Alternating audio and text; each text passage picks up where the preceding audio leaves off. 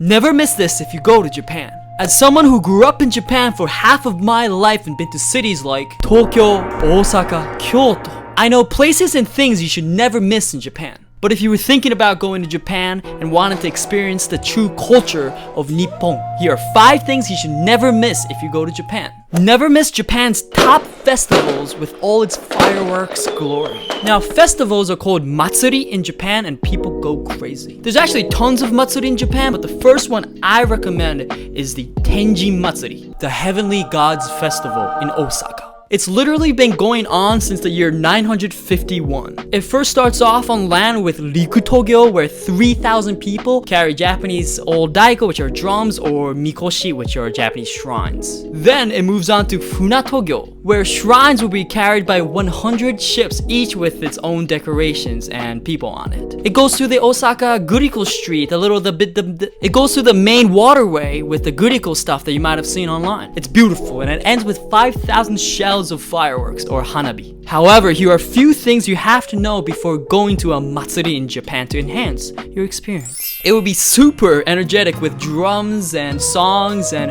hoorays everywhere, so don't be afraid to really get into it, but obviously always be respectful, because Japanese people still, in this crowded, crazy environment, they still will be respectful. Don't be afraid to wear yukatas, boys and girls included. Yukata is basically like a Japanese traditional clothing that both men and women wear, and you might need a little help if you're a female putting it on with the obi, that the wrap you might need a help with, but typically it's fairly comfortable. It has all these decorations on it. You could choose any color and whatever flowers or a pattern you would like. It really puts you into a mood, and even if you're not Japanese, don't be afraid to put it on, because Japanese people will appreciate, and not only appreciate, will be happy that you wore it, and maybe they might even take a couple pictures, and you could take a couple pictures with them. And personally, I think it looks pretty nice. The pattern, you know, the vibe, so give it a shot. Don't miss out on the yatai food, especially in Osaka, because yatai is basically like outdoor takeout restaurant, kind of like outdoor food that people make right in front of you. In Osaka, so if you go to Tenji Matsuri, there'll be takoyaki, there'll be yakisoba, okonomiyaki, obviously teriyaki chicken, but there's also some like sugar stuff like watagashi, which is like cotton candy, or like ringo ame, which is like this apple caramelized in sugar. It's actually delicious. All that is fairly cheap, and they make it right in front of you, so you know it's good. So definitely go there hungry. I would recommend that. If you're wondering why I personally like Osaka, is because I was raised there for over 10 years, so it's my hometown. You know, I gotta represent.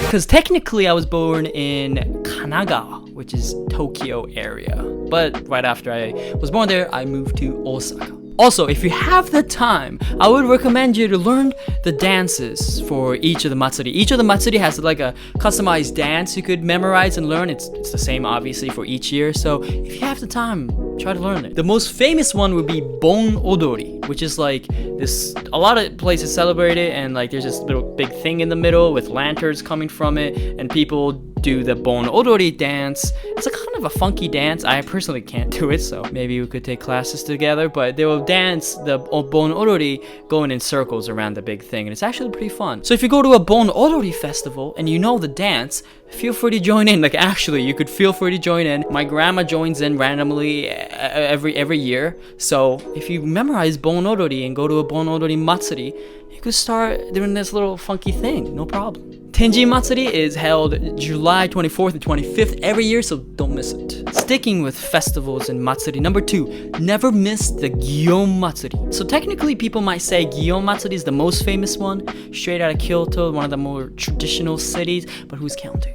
Apparently, it dates back to the year 869, in which they started this festival to appease the gods during an epidemic. What makes this Matsuri special is the floats that they carry down each street and how huge and decorative they are, and it's mostly handmade. There are actually 2 types of floats that are called Yama and the Hoko. Hoko could actually be up to 25 meters high, and it could weigh up to 12 tons. They have woven fabric, dyed textiles, and sculptures, which makes every one of them really unique and beautiful. The biggest one is called Yamaboko, and it's actually enormous. You need like people to, the wheels are the size of a person. But you might have been wondering, who's that little person in the Yamaboko all dressed up. What's going on there? Well, for tradition, one local child is picked to represent the sacred messenger of the gods.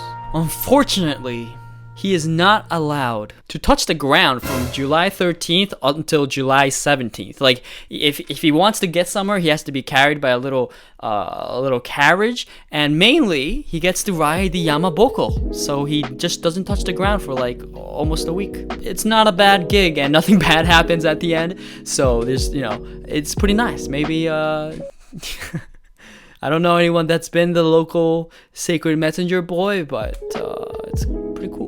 Third Matsuri is the all internationally famous, in every culture note, Tanabata. So this one I think is one of the more well-known, like I just said, and takes place on July 7th every year.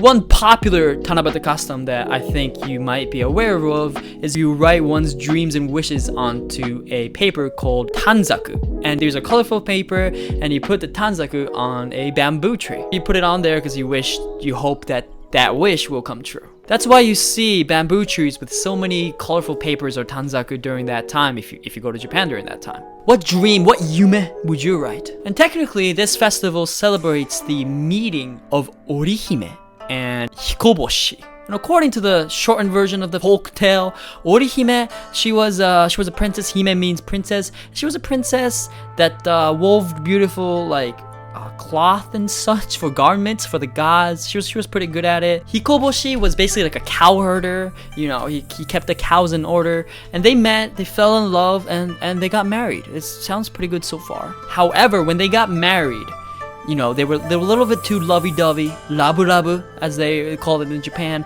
and they neglected their duties, She didn't make garments, he let the cows loose running around, and the bride's father got pissed, just angry, and just separated them across the Milky Way, the Amanogawa. So you look up and you see one of the stars represents Orihime, one of the stars represents I always forget his name, Hikoboshi, and they got separated across the Milky Way.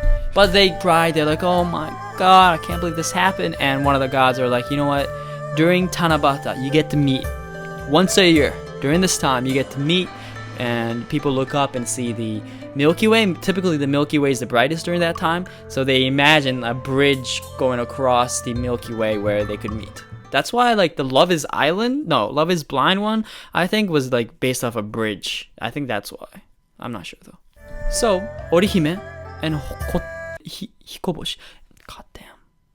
So Orihime and Hikoboshi can meet during Tanabata, and if they fulfilled their duties properly. A little bit of tough love in Japanese culture. Tanabata's main food is somen, which is these thin Japanese noodles, typically cold. You could dip it in a little bit of sauce, and it's delicious. Especially on a hot day, a little somen would be refreshing. I would recommend it. 4. Never miss the Sapporo Snow Festival. If you were thinking, I would love to go to Japanese Matsuri, but I heard it's hot in the summer. It seems to be always in the summer. I'm not good in the heat. I can't do the humidity. Help me out, Matsu. Well, I have a perfect answer. Sapporo is the capital of Hokkaido, which is that big, large island in the northern tip of Japan. It's pretty big. The beer Sapporo Biru is from there, so if you know beer, you probably know Sapporo. Sapporo Yuki Matsuri is the official name, with Yuki meaning snow and Matsuri meaning festival, and they go ham, they go crazy. I would say first, during the daytime, go to the Odori site, and there you could see these huge sculptures all across the festival site. The park is what I'm trying to say. And these large sculptures are all made out of snow. It's literally hundreds of people work on it just for one sculpture. You might see a big castle, little oshiro. You might see some anime sculptures. I heard there's an Attack on Titan. You might see last year or something. You might see a little Western culture too. They like a little Star Wars and a little Western cartoons too. So I think it would be really fun to see just the enormous size of these snow sculptures, because people don't know. Because Japan is kind of like vertical. It snows a lot there. One of the cities, not Hokkaido, but one of the cities snows the most out of the whole world. And then I would say at night, go there again and see the illumination around the whole area, where they light up all the streets of Sapporo, and even some of the ice sculpture will be lighted up. So I heard it's quite beautiful. Also, personally, I love miso ramen or miso ramen, and Sapporo is known for their miso ramen. I had it one time. It's so good. They had a little butter. They're known for their cows too. I don't know why, but they're known for their cows. They put a little butter on top of the miso ramen. Oh my god! Hands down, the best miso ramen I've ever had. I would like to try it again. Also, they're known for their seafood, so, you know, if you prefer seafood, give it a shot. 5th, Awa Odori. Awa Odori is the largest traditional dance festival in Japan. It takes place in Tokushima City, which is in Shikoku, so a little bit kind of south of Japan. And the main feature is that they have these dancers called Ren, and a lot of these dancers. Each Ren is basically divided into 2 groups for male and female, and they both have their own set of dances and own set of outfits or costume things they have to wear. So the male garments are known as the happi, and he wears the happi is a little like the upper garment they have to wear. They wear that. It looks pretty nice, but then they have to put this little bag thing on top of their head where it ties in under their nose kind of thing, and they have to be in socks. So that's what you gotta do if you're a guy. And women wear these beautiful yukata. They all match, and what they're known for is those little straw hats called amigasa. And it's definitely unique, and I actually like that vibe. I kind of want one myself. And the main difference between the dances is that the men's dances tend to be more intense and like really upbeat or more like energetic and rough, while the female dance is more elegant with a little attention to detail for the whole synchronization. The band that plays the music is called narimono, and they use traditional Japanese instrument like bells and drums for everyone to be able to do their own dance. Apparently there's a distinctive duple time music, which is pretty rare culturally speaking, so it's kind of nice. It's quite a spectacle to watch all these people synchronize in their own dances and the outfits and the decorations that they put into it. So it's something that you shouldn't miss. But you might have thought, hey, the guys are a little bit more funky. You know, they gotta put that funky bag on. They gotta do a kind of a more egregious, not egregious, but more unique and more funky. I don't know. A little weirder compared to the girls' dances. And you know what? Japan actually recognizes it, and they have made it a meme a long time ago. And even now, like whenever someone's like dancing funky, they'll do like a awa odori dance for the males, and they'll put like a little bag on top of their head with a nose thing, and they recognize it's kind of funky for the guys, and everyone enjoys it. Everyone thinks it's traditionally pretty funny, but it's still obviously respected. And I would say try to visit.